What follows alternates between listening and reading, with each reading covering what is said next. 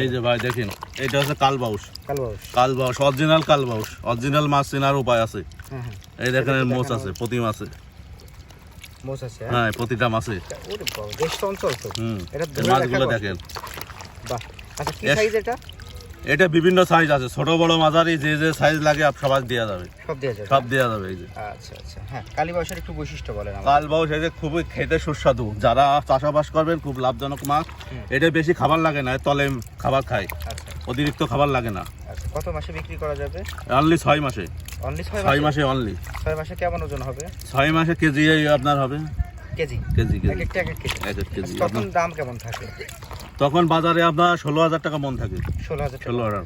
এখন কেমন দামে বিক্রি করছে? আমরা অনলি 400 টাকা কেজি বেচছি। অনলি 400 টাকা কেজি। কেজি? খরচ পাটির, যে নেবে পাটির। আপনার যে কোনো সাইজ? যে কোনো সাইজ।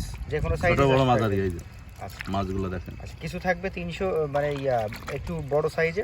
বড় ছোট, এই যে বড় ছোট সবই মিক্স কিছু থাকবে? ছোট বড় এটা তো আপনারা মাঝারি। গ্রেডিং করে দিবেন, হ্যাঁ, তাই না? গ্রেডিং করে আমরা দিই। এই মাছ সব সময় পাওয়া যায় না, বুঝছেন?